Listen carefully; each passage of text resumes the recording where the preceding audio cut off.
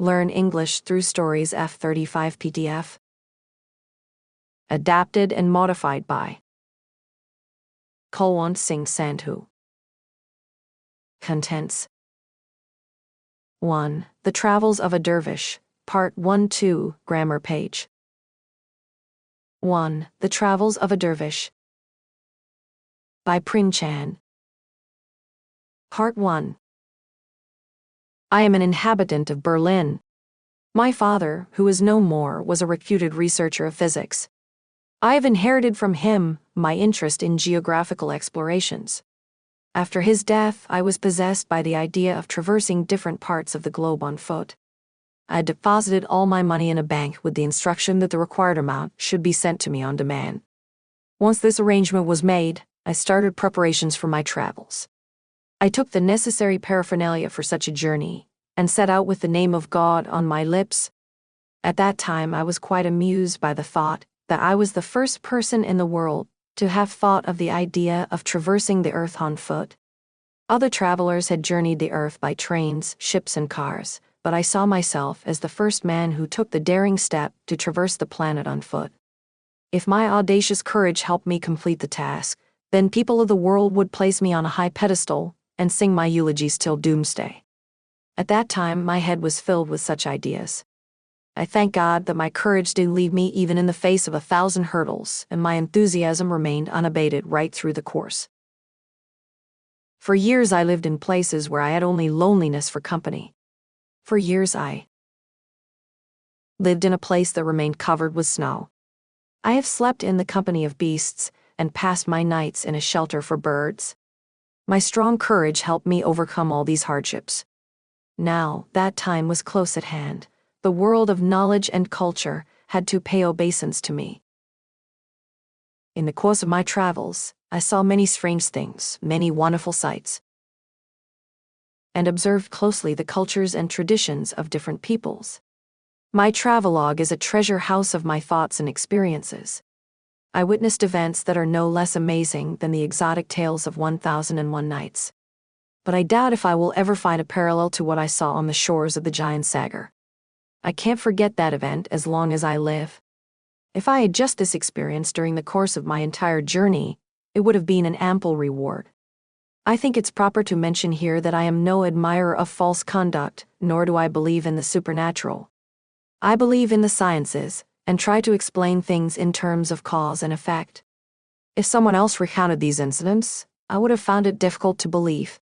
Yet what I am going to recount is nothing but the absolute truth. Even after such assurance from me, if people disbelieve what I narrate, it would reflect their own inherent skepticism and narrow-mindedness. It was the month of May in the 7th year of my travels. I lay on the green grass on the banks of the giant Sagar in the mountain ranges of the Himalayas. The weather was pleasant, a salubrious breeze was blowing. The crystal clear water of the giant Sagar reflected the blue sky. Mountain ranges covered with lush green vegetation extended far beyond its banks, and water birds swam in the lake. This sight was so alluring that I felt as though I was in a trance. I have seen the scenic beauty of Switzerland and America, but they hardly possess this magical calm and serenity. I was totally absorbed in the exquisite beauty that surrounded me when, all of a sudden, I saw a lion slowly approaching towards me with a royal gait. My wits deserted me. Never had I seen such a huge and hefty lion. There was no way of escape for me, except jumping into the giant Sagar. But extreme terror had transfixed me, and I couldn't move from there. I had no control over my limbs. I was sure that the lion was going to make short work of me, and that my end had arrived. Suddenly I remembered that there was a pistol, fully loaded, in my pocket. I quickly pulled out the pistol and was about to shoot the lion when I heard a voice exhorting me, "Traveler, for God's sake don't shoot. You'll regret it if you do. This lion will do you no harm."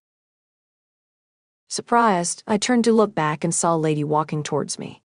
She held a golden jug and a tray in her hands. Never before had I set my eyes on such a fine human figure. I have seen the Hours of Armenia and the Fairies of Koikaf, the Cave of Fairies, But this was the first time that I was looking at a celestial beauty from the Himalayas. Her image remains etched in my memory to this day. I have no idea if Raphael or Caravaggio had ever drawn such a figure with their pencils. Such a figure also cannot be found in the paintings by Van Dyck or even Rembrandt. I was so struck by this spectacle that the fear of the lion and the idea of firing a shot at it vanished from my mind. Nothing but the magic of beauty could have made me forget the fear of imminent death. I realized the great power of beauty for the first time in my life. No wonder such beautiful faces have ruined lands and erased the symbols of great empires. As I watched, this beauty walked slowly towards the lion. As the beast saw her, it stood in its tracks, cast an envious look at me, and growled with a thundering noise. The lady took out a scarf and wiped its mouth. Then she poured out milk on a platter and placed it before the beast. The lion began drinking the milk. I was amazed. Was this for real, or was it magic, I thought? Was it happening in the real world, or was I simply imagining things? I've often seen tame lions in a circus, and have also seen what elaborate maneuvers are needed to keep those lions in control. In contrast, this bloodthirsty and terrifying creature was lying in front of the lady, as if it were a little deer in the guise of a lion. What secret powers did the lady possess that had won over the lion? Are animals also influenced by beauty? It is said that a snake charmer's music can make a black cobra go wild. If music can have such an impact, one can imagine the power of beauty. Beauty is the most precious jewel in this world and a manifestation of nature's miraculous power. As the lion finished drinking milk, the lady again wiped its mouth with the scarf, took it in her arms, and started patting it. The lion shook its tail and licked her pink palms. Then both of them entered a cave. I was consumed with curiosity to get to the root of this strange relationship. When the two disappeared from my sight, I regained my wits and walked soundlessly towards the mouth of the cave. Though every pore in my body quivered with fear, the desire to uncover this secret was stronger than my fear. I peeped into the cave and witnessed a strange scene. There was a carpet, woven with thread of gold, on the floor, and embroidered bolsters were placed on it. The lion sat on a throne like a royal personage. There were gold and silver vessels, fine chandeliers, and beautiful paintings placed at appropriate spots. That cave looked like an aristocratic palace. Seeing my shadow at the entrance, the lady came out of the cave and asked, "Traveler, who are you and how have you landed up here?" She had a melodious voice that sounded like music. When I saw her up close, her face looked melancholic. There was longing in her eyes. Her voice and tone were tinged with an ache in her heart. I replied, "O paragon of beauty, I live in Europe, and am now traveling around the world. I consider it my good fortune to have the opportunity of a conversation with you." A faint smile appeared on the rosy lips of the beautiful lady. Perhaps this was due to the formal way I addressed her. "You're a foreigner. We have a tradition of extending hospitality to our guests, and I extend you an invitation. Please accept my invitation today." Seeing the opportunity, I replied, "I'm highly honored by your favor, but I'm totally baffled by the miracle I've witnessed. May I hope that you will throw some light on this?" The lady took a deep breath. "My story is a tragic one. You may be sorry to hear it." As I insisted, she gestured that I sit on the floor. Then she began narrating the story of her life. "I'm a Rajput princess from Kashmir. I was married to a valiant Rajput warrior, Narsingh Dev. We led a life of comfort and bliss. The greatest bounty for human beings on earth is beauty, the second is health, and the third is wealth. God had blessed us with these three bounties. It's a pity you can't meet my husband. There was no one as brave, handsome, and learned as he in all of Kashmir. I worshipped him and he loved me deeply. For several years our life was like a perpetual spring untouched by autumnal winds. It was a stream of pleasure that flowed continually through shady trees and lush green meadows. There was a temple in our neighborhood. The priest who worked there was known as Pandit Sridhar. Both of us used to go to the temple for worship in the mornings and in the evenings to offer prayers. The temple stood on the banks of a salubrious lake with a pure and refreshing breeze blowing over it. Pandit Sridhar was a learned Sanskrit scholar whose fame had spread far and wide. The people of Kashmir revered him for his deep learning. He was a principled man, his eyes were a reflection of his deep spirituality, and his heart was a treasure house of virtues. He never hurt anyone with his words and was moved if he saw anyone in distress. Sridhar was about 10 years older than my husband, but his wife, Vidyadhari, was my age. We were friends. Vidyadhari was a sober and contented woman. She looked like a queen and had a refined way of talking to people that made her attractive. Such women suit the palace more than the temple. But Vidyadhari had no complaints. She regarded her husband as her god. It was the rainy month of Saban. Dark clouds floated in the skies looking like mountains of coal. Water falling from cascades looked like streams of milk. The mountains were covered with a coat of green. Tiny drops of water fell from the skies like nectar from a heavenly spring. These drops gathered on flowers and leaves looking like their garlands. The spectacle filled one's heart with longing and ecstasy. This was the season when women pined for their lovers who were staying far away, when their hearts yearned to hug them, when a sigh rose from their hearts looking at their empty beds. In this season, women, separated from their lovers, pretended sickness so that their men would return to see them. It was the season when the gardener's daughters, wearing green saris, walked coquettishly by flower beds in the garden picking champa, and billied to meet the increasing demand for flower garlands of all kinds. Vidyadhari and I were sitting on the terrace, watching the beauty of the rainy season and reading Kalidas's Ritu Samhar, when my husband came in and said, "We have fantastic weather today, why don't we go and sit on the swing?" Could anyone reject an invitation to sit on the swing on such a pleasant day? Vidyadhari also agreed to the proposal. Strings of silk were tied to the branches of the kadam tree, and a plank of sandalwood was attached to the strings. The swing was ready in Vidyadhari, and I started swinging on it. Our hearts brimmed over with pure joy, just as the Jayan Sagar was filled to the brim with crystal clear water. But alas, the happiness I experienced that day was the last gleam of my blessed season of happiness. The moon shows its maximum brightness on a full moon night, and then begins to wane. That was the night of the full moon in our lives. I walked to the swing and sat on the plank, but Vidyadhari could not heave herself to the level of the plank. She tried a couple of times but was unable to sit on the plank. Seeing this, my dear husband, my lord and master, held her arm in order to support her. His eyes were drooping, and he softly sang the Raga Malhar. As Vidyadhari sat on the plank, her face looked red as the setting sun, and her eyes were bloodshot. She chided my husband in a furious voice, "You've touched my body with a polluted mind. I curse you on the virtue of my Padavrat, that you be turned into a beast." Saying this, Vidyadhari pulled out the string of Rudraksh beads from her neck and flung it at him. In a moment, there was a huge lion standing close to the plank in place of my husband. "O traveler!" Seeing the fate of my husband, my blood froze and I felt as though I was struck by lightning. I fell at Vidyadhari's feet and cried copiously.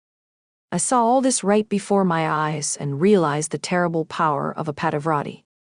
I had read about such incidents in the Puranas, but I could not imagine that such a thing could happen in contemporary times when the relationship between men and women is based on self-interest.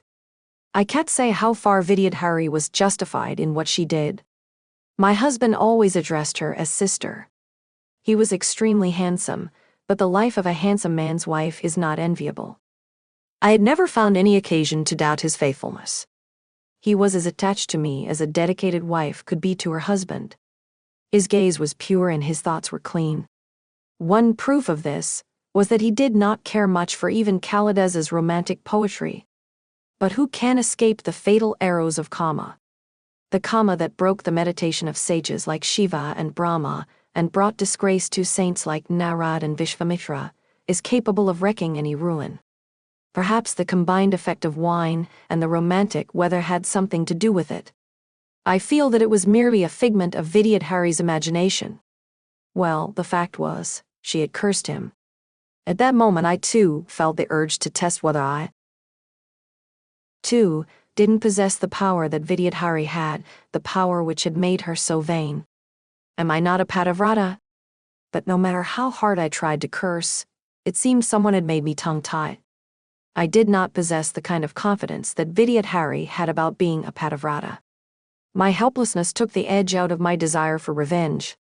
I said with utter humility, "Sister, what is this that you've done?"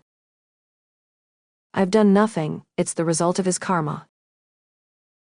"Who else can I ask for remedy but you, won't you have pity on me?" "There's nothing I can do now." "Devi, you are a Padavrata, your words have great power. If your anger can turn a man to a beast, can't your kindness turn a beast to a man?" "Pay penance. Except for penance, you have no other options to remedy the situation." "Traveler, I'm the daughter of a Rajput. I could not lower myself to Vidyadhari beyond a point. Her heart was an ocean of love. Had I fallen at her feet, she would have certainly taken pity on me. But a Rajput woman can bear humiliation, hatred, anger, but she will not ask for pity. She cannot bear the burden of obligation. I'm still sorry for all my entreaties. Eventually, I got down from the swing, kissed the feet of my husband, and brought him back home. I was determined to do penance. Several months passed by. I kept myself busy looking after my husband with utmost devotion. Although his tongue was devoid of speech, it was clear from his demeanor that he was ashamed of his act. Despite his change of form, he hated meat. I had reared hundreds of cows and buffaloes, but Sher Singh never harmed any of them. I offered him milk twice a day, and in the evenings I took him out for a walk in the field. In the meantime, the devout gathered at Haridwar for a holy dip in the Ganga. A caravan of pilgrims from my village also set off for Haridwar. I joined them and took several sacks filled with gold and silver coins to distribute among the poor and the destitute. I traveled all the way on foot and took about a month to reach Haridwar. Crowds of people had come there from various parts of India, resembling a vast expanse of pebbles from a distance. The concourse of humanity expanded for miles together. Several days had passed after our arrival. It was morning. I was bathing in the Ganga. Suddenly, I looked up to see a man peeping down from the railings of the bridge. The next moment, the man tripped and fell hundreds of meters down into the river. Thousands of people were witnessing this scene, but no one showed the courage to save the life of that unfortunate man. Only in India people could be so indifferent to the loss of a human life. They were happy watching the spectacle. The river current was strong, and the water was colder than ice. Chilly winds seemed to pierce one's bones. I saw that wretched man being swept away by the current. I could not bear to see this heart-rending scene. I took the name of God, mustered the courage, and started swimming along with the tide. As I advanced, the man moved further away from me. Soon my whole body seemed to freeze in the ice-cold water. I grabbed at the rocks several times to catch my breath. I hit rocks many a time. I could barely move my hands. My whole body felt like a frozen skeleton. I was sure that I was going to die in the waters of the Ganga. Suddenly I saw that the man's body had stopped by a rock. I gathered courage, and my body felt energized. I pushed myself with all my strength and reached that rock. I grabbed his hand and pulled him up the rock. I was stunned to see who the man was. He was Pandit Sridhar. Traveler, I put my life at risk to accomplish this feat. When I brought handed Sridhar's half-dead body to the shore.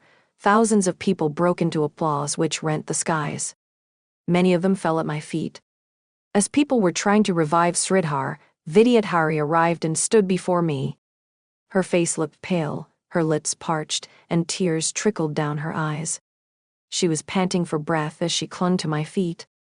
Our eyes met, but they reflected a sense of reserve. If one's eyes were filled with pride, the others were filled with regret. Vidyadhari could barely utter a word. She only said, "Sister, may God grant you reward for this noble deed." 2. Grammar page. The simple past tense.